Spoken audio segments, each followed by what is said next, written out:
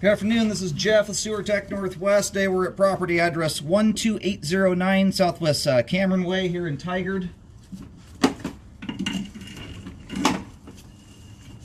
We're located on the left side of the home, just behind the air conditioning unit. I describe everything as if you're in the street, facing the front door of the house. We got a 3-inch ABS clean out here. We're going to check the overall condition and serviceability of the sanitary sewer line. Water is running. We're going to zero out. Off we go. And you've got, it's easy to mix them up. There are 2 cleanouts on this side of the home. Just wanted to make sure you knew that the one behind the AC is the sewer. The one that's just about at the back left corner of the home is the storm system cleanout. So thus far, nice looking sewer line. My camera is upside down right now. Your eyes are not deceiving you. It's not flying water there. And the homeowners here have done a pretty darn good job at keeping this thing clean. There is very little buildup. Most notably, grease buildup is kind of the main buildup culprit you see in sewer lines for the most part. So these are people are doing things correctly here, not dumping all their grease down the line. And I apologize, I can't figure out why my camera's not flipping over here. I've been doing this 13 years now. I've cameraed almost 25,000 sewer lines. That upside down thing doesn't bug my eyes at all, but sorry, it's probably a little funky to look at. All right, now we're swapping over to 4-inch 3034 PVC. Yeah, that's a remarkably clean flow line. After this long of doing this and a lot of drain cleaning, grease buildup has become, I'm honestly more concerned about thick grease buildup than I am a lot of structural issues. In fact, it's often grease buildup that turns a mediocre to even severe structural issue into something that really can cause a problem. Makes your line just a sticky mess, and it is often a major contributing factor to why blockages occur in scenarios where they otherwise probably wouldn't have. So, good maintenance item to keep up on. We've reached the main here at about 78 feet. We're going to go locate that real quick while the line drains out, and then we'll get a better look at everything as we come back. Thus far, nothing notable, hardly at all. There is a little bit of standing water, I want to say about halfway down line. By the time it drains out, I don't expect to see much more than maybe a 1/16 of an inch or so of water. Very minor stuff.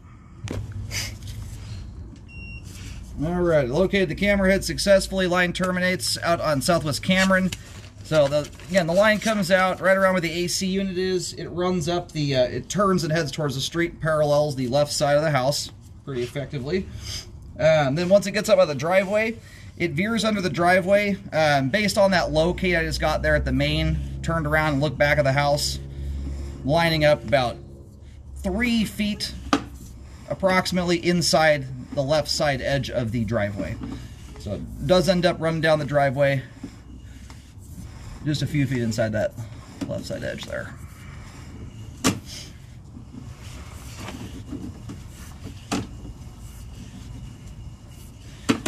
Anyhow, if you want to keep your line looking clean like this, if you're new to home ownership, this may be new info. If you're experienced, it might not. But kind of the rule of thumb I tell most folks is if you've got enough oil or grease on your pans when the pans are hot, if you turn them sideways, there's enough on there that it flows off the pan or runs off in beads. It's at that point you want to do something about it. Wipe it out with a paper towel or scrape it off into a garbage can after it cools down and or pour it into a jar. It's when you're dealing with real quantity that it gets you. Thin little coating of Pam spray is no big deal. Hot water and soap handles that fine. And when you know some reasonable amount is getting down there, let your hot water run as hot as possible for a full minute after your last dish was washed. That helps to ensure that anything that did get down line keeps it melted and emulsified until it gets to the main, or at least a good distance out from your house. Once that hot water hits the exterior or it's underground, it cools off very, very rapidly. So when you shut your water off really quick after washing dishes, it only really helps through the crawl space area. It starts to harden up pretty quick on the outside. So this belly we're going through here, I mean, is only a belly from a hyper technical standpoint. It is just tiny. It's running from about 28, 29 feet. It tapers off to such a small amount, it's hard to tell where it even starts. You actually may have a little bit more coming back into here. Anyway, that thing is so small, it has like literally zero bearing on functionality at all.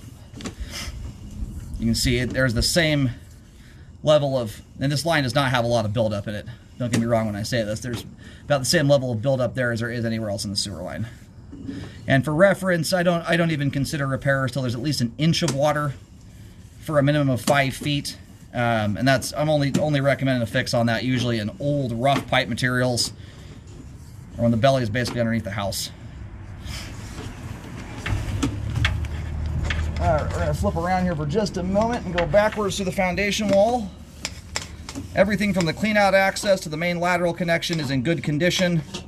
And that's as far as I'm gonna go. This line has a really wonky configuration as it leaves the house. It goes through a bunch of twists and turns.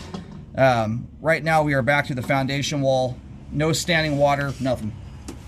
Great looking sewer line. Even with that little bit of standing water in there, this thing still looks better than a lot of lines I look at, especially from a cleanliness standpoint.